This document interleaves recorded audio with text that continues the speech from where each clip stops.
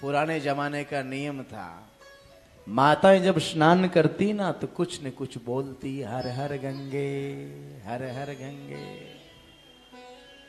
आज विदुरानी घर में स्नान करते कृष्ण कृष्ण बोल रही है, और द्वारकाधीश भगवान श्री कृष्ण विदुरानी के द्वार के आगे खड़े हैं। दरवाजा खटखटाया, काकी जी जरा दरवाजा खोलो। काकी मां। विदुरानी का ध्यान भंग हुआ, ये कृष्ण की आवाज है, ये तो मेरे कन्हैया की आवाज है।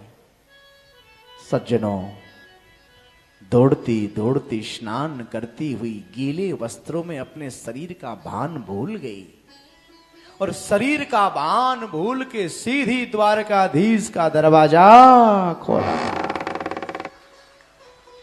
जैसे दरवाजा खोला, भगवान ने कहा, अरे मेरे आने की खुशी में अपने शरीर का भी तुम भान भूल गई।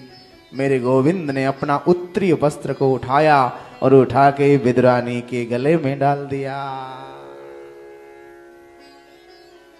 विचार करो मेरे भाइयों, भारत की नारी ने भगवान के उत्तरी वस्त्र को धारण किया, इससे बढ़ के क्या हो सकता है।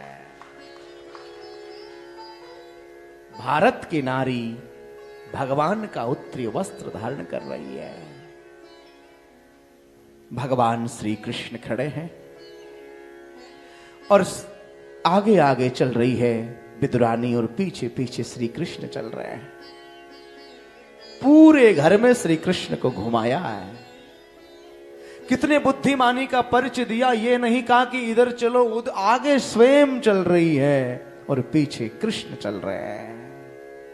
चलते चलते चलते आंगन में एक उल्टी चौकी बिछाई है, और उल्टी चौकी पे श्रीमान जी को विराजमान कर दिया।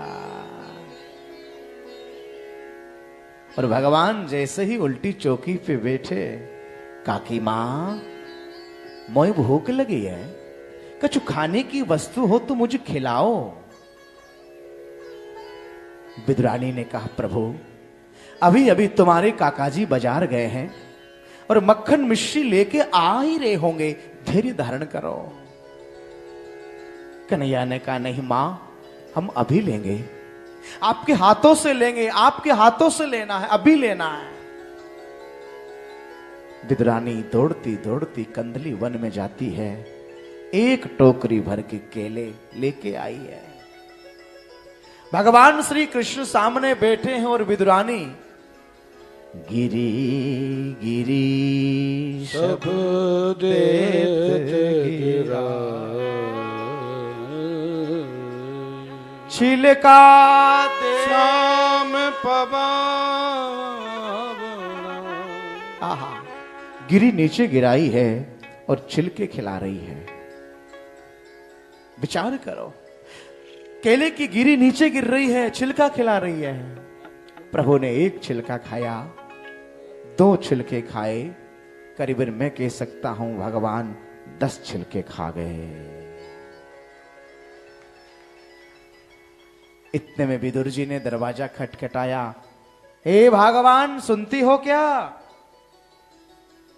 विदुरानी का मन तो भगवान से जुड़ा हुआ था, कौन आ रहा है कौन जा रहा है कोई परवाह नहीं।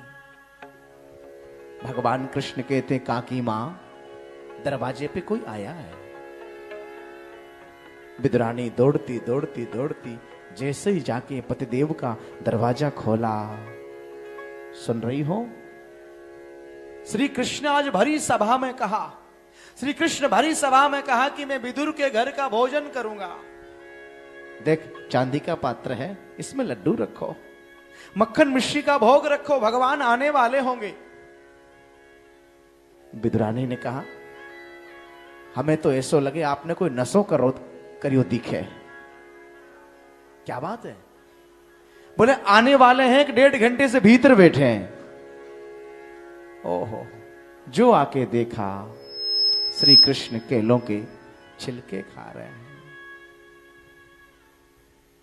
इतने में ही विदुर घर आए, खोटे खारे वचन सुना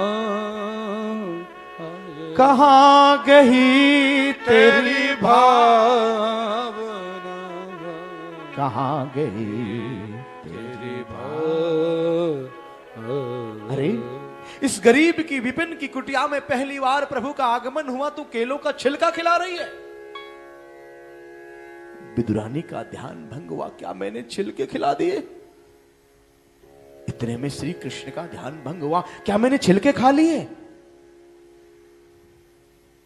विदुर जी ने लड्डू रखा। भगवान कृष्ण कहते हैं, विदुर बुरा नहीं मानो तो एक बात कहूं, जो स्वाद काकी जी के छिलकों में था वो स्वाद आपके लड्डू में नहीं है। जय हो। कि भाव का भूखा हूँ मैं, भाव ही इस सार है। भाव से जो भजता है मुझको भव से बेड़ा पार है। अन्न धन वस्त्र भूषण मुझे कुछ नहीं चाहिए, आप हो जाए मेरा इसी में सत्कार है, इसी में सत्कार।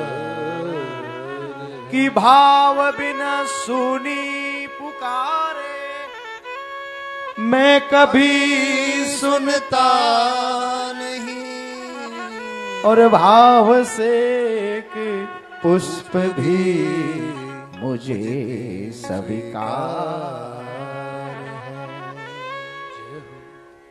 भगवान को कोई भी वस्तु नहीं चाहिए, ध्यान रखना।